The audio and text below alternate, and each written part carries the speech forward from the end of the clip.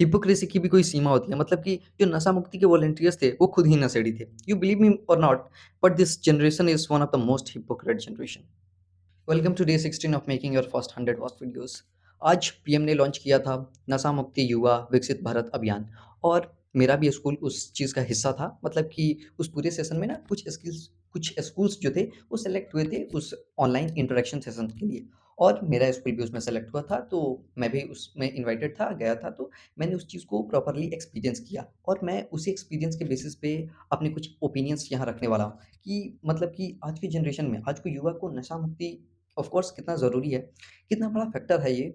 And ठीक है, अब इस वीडियो में मैं बात करूँगा, सबसे पहले तो मैं बात करूँगा अपने स्कूल के एक्सपीरियंस की कि हाँ, मेरे स्कूल में क्या प्रोग्राम था, उन्होंने कैसे हेल्प किया उस चीज़ को। Then online actual PM Modi का जो सेशन था, वो कैसा था, एंड लास्टली मैं अपना ओपिनियन से शेयर करूँगा। एक्चुअली लास्ट का जो पार्ट है मेरा ओपिनियन वाला, आई विल रिकमेंड कि वो वाला ज़्यादा इंपॉर्टेंट है। You can if you want you can skip ये जो स्कूल और सेशन वाला एक्सपीरियंस है, इस चीज़ को आप स्किप कर सकते हो। लास्ट वाला जो पॉइंट है वो ज़्यादा इंपॉर्टेंट है। So without wasting your time, let's begin. So मेरा स्कूल भी उस चीज़ के लिए सेलेक्टेड था। तो स्कूल में ऑफ कोर्स एक बार में उतने ज़्यादा बच्चे नहीं जा सकते हैं, बिकॉज़ आज संडे भी था, और मेरे स्कूल में अप्रॉक्स नहीं भी तो 5 के टू 6 के अराउंड ऐसे समथिंग स्टूडेंट्स हैं। तो उसमें से कुछ पर्टिकुलर स्टूडेंट्स को जो काउंसिल मेंबर्स हैं, प्रीफेक्ट्स हैं, कैप्टन्स हैं, क्लास कैप्टन्स हैं, उन बच्चों को बुलाया गया था उस सेशन को अटेंड करने के लिए। यहाँ पे भी मतलब कि समझ रहे हो, और मतलब कि हाँ, ये 100% ट्रू नहीं है, बट यू हैव टू मतलब कि इस चीज़ को तुम लेके चल सकते हो कि ये जो काउंसिल मेंबर और ये जो कैप्टन, वाइस कैप्टन में बच्चे आते हैं ना, ये मतलब कि ऑलमोस्ट एटलीस्ट 60 टू 70% बच्चे शरीफ बच्चे होते हैं। तो मतलब कि समझ रहे हो, इसमें भी उन बच्चों को बुलाया जा रहा है, जिन्हें एक्चुअल में ये नशा मुक्ति अभियान की कोई खास नीड नहीं है। बट जो बदमाश बच्चे हैं, जिन्हें नीड है, उन्हें नहीं बुलाया जा रहा है। ठीक है, कोई नहीं। अप्रॉक्स 9 बजे के करीब हमें स्कूल में बुलाया गया था। हम 9 बजे के करीब अपने स्कूल में गए भी, एंड 9 बजे के बाद स्कूल वालों ने अपना ये सब सेटअप-वेटअप, कैमरा ये सब सेटअप-वेटअप वो लोग कर रहे थे। ऐसे करते-करते नहीं भी तो 2 घंटा के करीब ऐसे चला। उस बीच में हमारे स्कूल में पहले एप्रॉक्स सेमिनार हॉल में काफ़ी बच्चे बैठे थे। तो स्कूल की तरफ से जो था, हाँ, स्पीच देना और कुछ ये मतलब कि स्पीच देना और एक नुक्कड़ नाटक और सेल्फ पोएट्री। तो ऐसे स्टार्ट करें तो स्पीच से, तो स्पीच में वेल ये इस चीज़ का रेलेवेंट नहीं है, बट स्पीच की बात करें तो हाँ, 2 बच्चों ने स्पीच दिया, एक्चुअली दे वर गर्ल्स। तो उनका स्पीच जो था ना, ऑफ कोर्स काफ़ी अच्छा था, एंड उनके स्पीच में एक नेचुरल फ्लो दिख रहा था। स्पीच बहुत लंबा-चौड़ा था, इंग्लिश में था, बट उनके स्पीच में एक नेचुरल फ्लो दिख रहा था। तो वो चीज़ देख के ना आई वाज़ लाइक कि मैं उस चीज़ को देख के थोड़ा-सा फ़ैसिनेटिंग था कि यार इतना लंबा स्पीच, वो भी इंग्लिश में, और एक मतलब कि अच्छा नेचुरल फ्लो दिख रहा था उनके स्पीच में। तो वो चीज़ से फिर मैं खुद को कंपेयर करने लगा कि यार मतलब कि मैं कितना ज़्यादा पीछे हूँ, बाकी बच्चे कितना ज़्यादा आगे हैं कि वो लोग इतना नेचुरली किसी भी चीज़ के ऊपर पॉइंट ऑफ व्यू रख ले रहे हैं, एंड मैं कितना ज़्यादा पीछे हूँ। और ये चीज़ मतलब कि मुझे इतना ज़्यादा सोचने पे मजबूर इसलिए की, बिकॉज़ जब मैंने यूट्यूब चैनल स्टार्ट किया था, तो मुझे एक्चुअल में वैल्यूएबल कंटेंट बनाने थे, बट मैं उस चीज़ को लेके फ़ेल हो गया, मैं नहीं बना पाया। एंड इसी चीज़ को इम्प्रूव करने के लिए भी मैं अभी का ये वीडियो बना रहा हूँ, बस रैंडमली अपने एक्सपीरियंसेस को शेयर करना, ताकि धीरे-धीरे इम्प्रूव कर पाऊँ। तो बस ऐसे ही उस चीज़ को लेके मैं कंपेयर करने लगा। ठीक है, अपार्ट फ्रॉम दिस पोएट्री पे आते हैं, तो ऑफ कोर्स 2 बच्चों ने अपनी सेल्फ कंपोज़्ड पोएट्री सुनाई। वो पोएट्री भी काफ़ी ज़्यादा अच्छी थी, मीनिंगफुल थी, एंड अच्छा, काफ़ी अच्छा पोएट्री था। उस चीज़ को भी देख के मुझे फ़ील हुआ कि यार ये लोग कितने क्रिएटिव लोग हैं, और मतलब कि मैं कितना पीछे हूँ। मुझे लाइफ़ में कितना कुछ करना है, कितने बड़े-बड़े एम्बिशंस हैं, बट स्टिल मतलब कि मैं बस रैंडमली कंपेयर करने लगा कि हाँ यार, वो लोग कितने ज़्यादा क्रिएटिव हैं, उनके पास एटलीस्ट कुछ तो स्किल है, और मेरे पास कुछ भी स्किल नहीं है। नहीं, ऐसा बात नहीं है, कुछ भी स्किल नहीं है, बस ऐसे ही मतलब कि थोड़ा बहुत सेल्फ डाउट होने लगा और कंपेयर करने लगा। अपार्ट फ्रॉम दिस अब आते हैं नुक्कड़ नाटक पे। तो नुक्कड़ नाटक नो डाउट काफ़ी अच्छा नुक्कड़ नाटक था, मीनिंगफुल नुक्कड़ नाटक था, बट उसमें 2-3 जो बच्चे थे, वो मेरे ही क्लास के बच्चे थे। एंड मैंने देखा कि यार, ये जो बच्चे हैं, वो खुद ही नशेड़ी हैं, और ये नशा मुक्ति का नुक्कड़ नाटक कर रहे हैं। वेल बढ़िया है, अच्छी हिपोक्रेसी है। खैर ठीक है, बट नो डाउट नुक्कड़ नाटक अच्छा था, काफ़ी मीनिंगफुल नुक्कड़ नाटक था, एंड उस चीज़ से मतलब कि आई रियलाइज़ कि हाँ यार, अभी भी नुक्कड़ नाटक जो है ना, एक इफ़ेक्टिव वे है अवेयरनेस के लिए। खैर ठीक है, ये सब हो जाने के बाद फिर 11:30 के ऐसे अप्रॉक्स ऑनलाइन सेशन पे आते हैं। उसमें ये यहाँ पे इंटरेस्टिंग चीज़ है, देखना। वहाँ पे सबसे पहले ये काफ़ी अलग-अलग स्कूल्स ऐड अप हो चुके थे, एंड उसमें ministry of youth affairs and sports के लिए कुछ यंग बच्चों को बैठाया गया था। उसमें से 1 मेल एंड 1 फीमेल, एंड मतलब कि गज़ब है यार, गज़ब। वो बच्चे जो है ना मतलब कि एक तरह से सच बोलूँ तो आराम से बैठ के वहाँ प्राइम मिनिस्टर का पॉलिसिंग किया जा रहा था, एक प्रॉपर पीआर था। अगर मतलब कि सच बोलूँ तो हाँ, एक प्रॉपर पीआर पीआर था बिकॉज़ कुछ दिन पहले ही प्रोटेस्ट हुआ, जेन ज़ी और प्राइम मिनिस्टर के बीच में काफ़ी ज़्यादा मतलब कि मतभेद हुआ है, तो उस चीज़ को पॉलिश करने के लिए, उस चीज़ को एक बढ़िया गुड पीआर करने के लिए वो बच्चे बैठे थे and of course they are like representative of Gen Z, वो जेन ज़ी टर्म का भी बहुत ज़्यादा यूज़ कर रहे थे एंड इस चीज़ को एक पूरा एक मतलब कि मैसेज देना चाह रहे थे, एक अच्छा पीआर कर रहे थे। एंड नो डाउट देखो मैं ये नहीं बोल रहा हूँ कि वो गलत है या सही था, मैं बस अपनी ऑब्जर्वेशन शेयर कर रहा हूँ बिकॉज़ आई ऑल्सो फील कि मैं अगर प्राइम मिनिस्टर की जगह रहता तो ऑफ कोर्स ब्रो मैं भी यही करता बिकॉज़ पावर में रहने के लिए soft influence is also very, very important. उसके बाद फिर ऐसे 1-2 प्रोफ़ेसर थे, उन लोगों ने भी काफ़ी पीआर हुआ। मोदी हमारे नरेंद्र मोदी के नेतृत्व में ब्ला-ब्ला उसके बाद आते हैं हम उसके बाद हाँ, ये एक छोटा-सा इंट्रो वीडियो था, वो भी उसके बाद फिर नुक्कड़ नाटक। वहाँ भी नुक्कड़ नाटक में वो क्या था कि युवा नुक्कड़ नाटक, लेकिन उसमें मोस्ट ऑफ द पीपल जो है, मुझे ऐसा लग रहा है ना कि 30 प्लस वाले बच्चे थे वो, मतलब कि 30 प्लस वाले बच्चों को रखा है उन्होंने एंड दे आर सेइंग कि वो यंग बच्चे हैं। मुझे तो समझ में नहीं आ रहा है कि यार 30 के प्लस बच्चे नुक्कड़ नाटक कर रहे हैं और वो बोल रहे हैं कि युवा बच्चे नुक्कड़ नाटक कर रहे हैं। बट अपार्ट फ्रॉम दिस वो नुक्कड़ नाटक भी बहुत अमेजिंग था, सीरियसली बहुत अमेजिंग था। उसने मतलब कि एक्चुअल में ड्रग एडिक्शन की इफ़ेक्ट को दिखाया, कॉज़ को दिखाया एंड उस नुक्कड़ नाटक का ऑब्ज़र्वेशन की बात करें तो ऑफ़ कोर्स उसे ये दिखता है कि हाँ, कोई भी बच्चा अगर एडिक्टेड होता है नशे से तो it is not only limited to that person, वो उसके पूरे परिवार को अफ़ेक्ट करता है।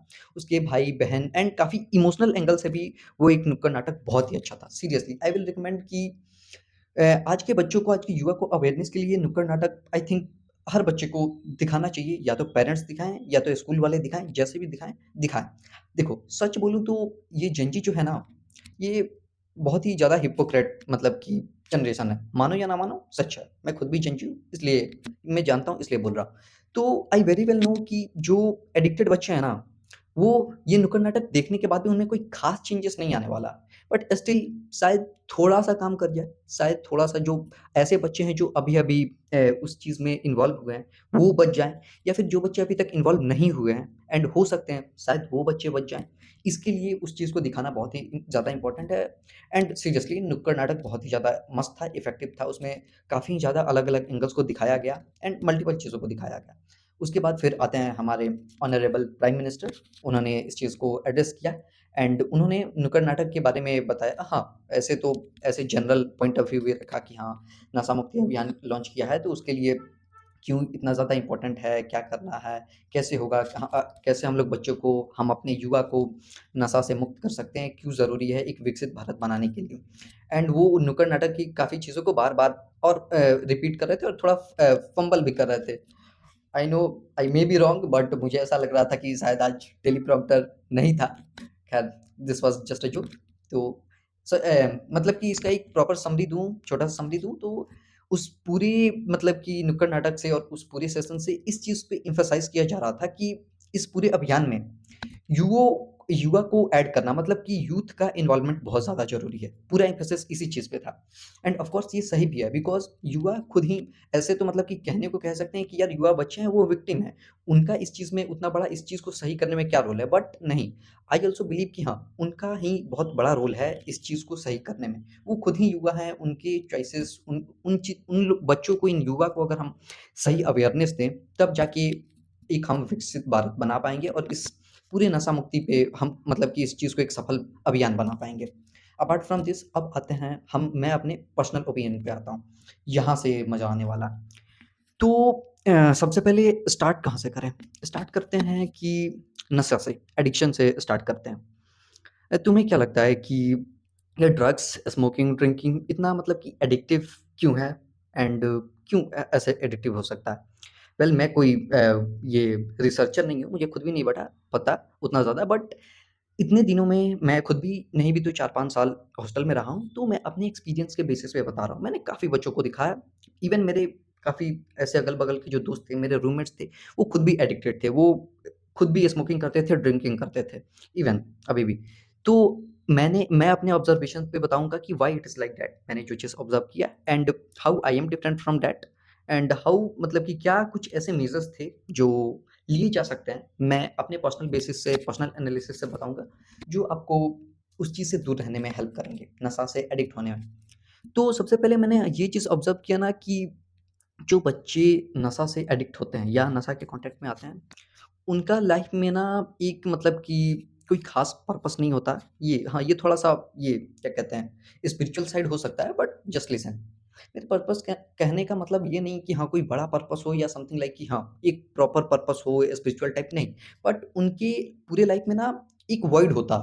वो किसी भी चीज़ से उतना ज़्यादा इन्वॉल्व नहीं रहते हैं, लाइफ़ को वो जीना नहीं सीखे रहते हैं, एंड उनके लाइफ़ में एक वॉइड रहता है, एक खालीपन रहता है।